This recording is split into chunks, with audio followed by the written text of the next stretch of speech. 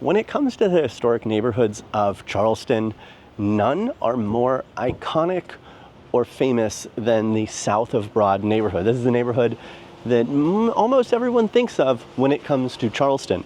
So today we're going to explore this neighborhood, what it has to offer, and everything you need to know whether you are looking to move here or just visit. Hey, if you're new here, welcome to Living in Historic Charleston. I am Bill, your host, guide, and local real estate agent. And if you're not new here and you're coming back, welcome back. It's so good to see you again. Again, we are exploring Charleston's South of Broad neighborhood. So let's start off with where South of Broad is. So South of Broad, as the name suggests, is the neighborhood south of Broad Street that goes all the way to the Ashley River on the west and the Charleston Harbor on the right. And it is where you're going to find some of Charleston's most iconic homes.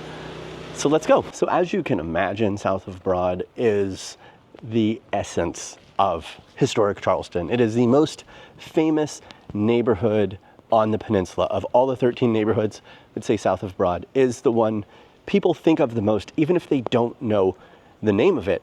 And because of this essence and this history, it has been home to some of the wealthiest and most significant figures in Charleston's history from the past to today. Still, it is a very desirable place to live. And while the neighborhood has evolved over the years due to the preservation of the Historic Charleston Foundation and the Preservation Society of Charleston, it has kept its historical significance while adding to the modern conveniences of the homes and the surrounding areas. It is truly something that needs to be seen, and whether you're moving here or just visiting, should just take a walk down the random streets like I am right now. I'm not even on a main street. It's just an alleyway between two streets, and it's absolutely gorgeous.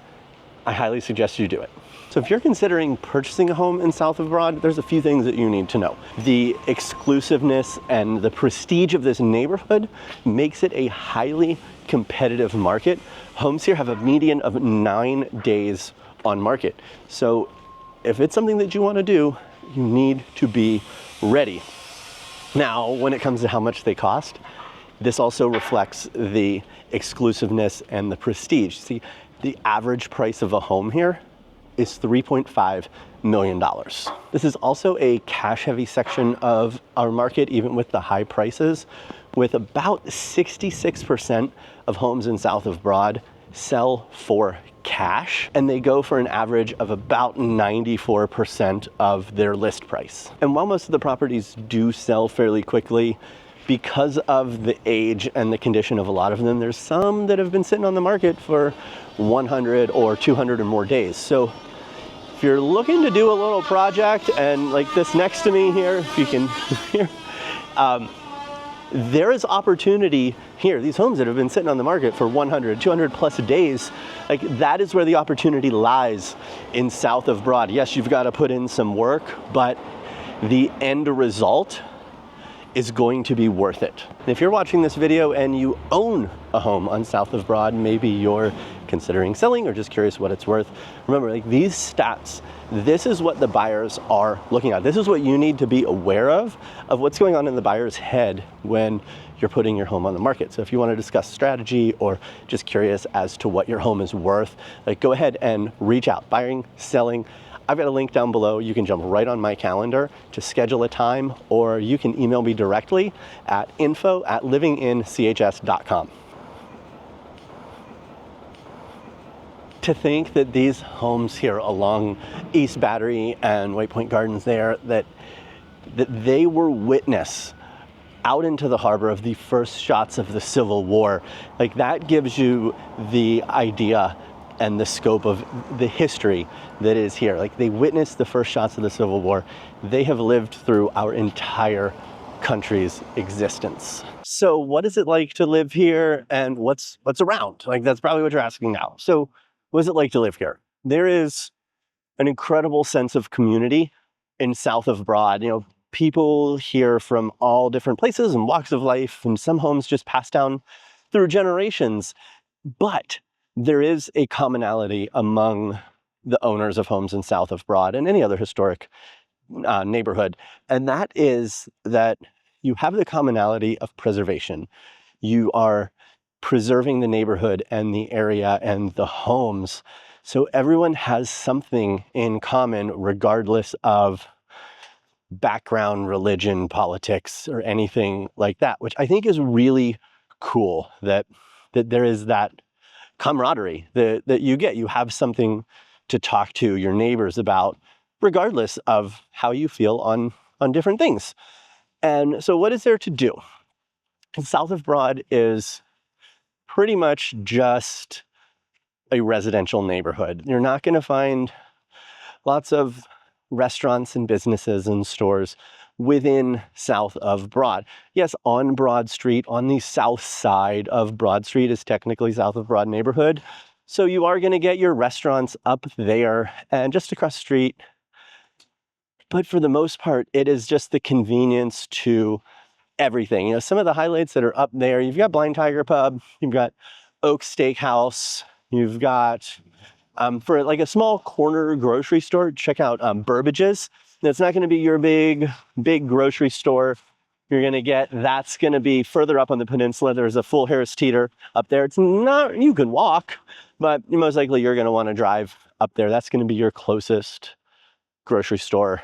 And then over on Broad Street, right at the end of Broad Street on East Bay, you have the Tavern. It's not actually a tavern. It's actually the oldest liquor store in the country.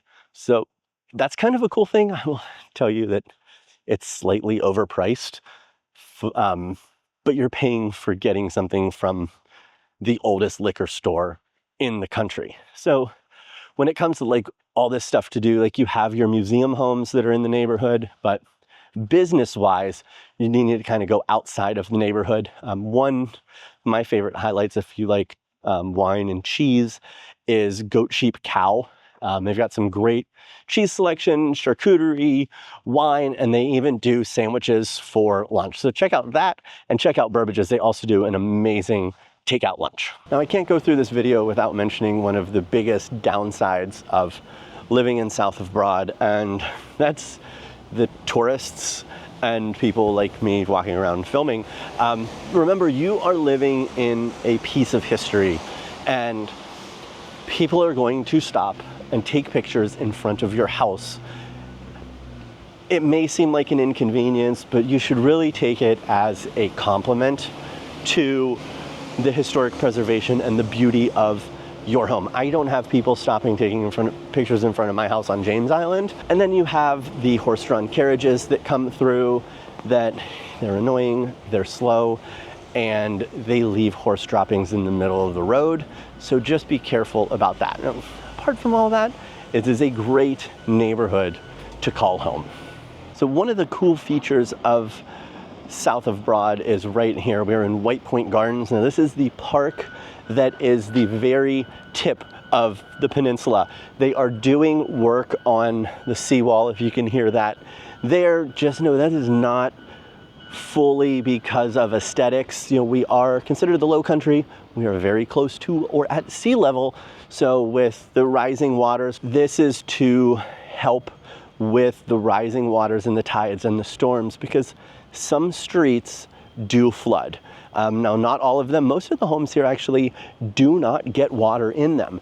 So that is a good thing that you need to know if that is something that you're concerned about. A lot of the flooding does take place in other areas that are away from some of the homes, and it's more of just an inconvenience than anything. So I'll do a full another video about that and link it below once that's finished, because that is the number one question that people get, or that I get from people that are moving here, whether it be downtown Charleston or anywhere. They want to live where it doesn't flood. But until that video is recorded and uploaded, I do have a full blog post that I wrote, so I will link that down below so you can go and read up on that and get all of that information there. So the main question is, could you live on South of Broad? Like, let us know down in the comments. And if you're considering moving to Charleston, whether it's South of Broad or anywhere, like whether it's the next 3 days or 3 years, hit me up. I've got a link down below. You can jump right on my calendar,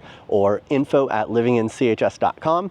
Let's schedule something and talk about whether it's a short-term or a long-term plan for you. Again, my name is Bill Olson. It's been a pleasure giving you this tour of South of Broad, and I look forward to seeing you on this next video right here. Have a good one.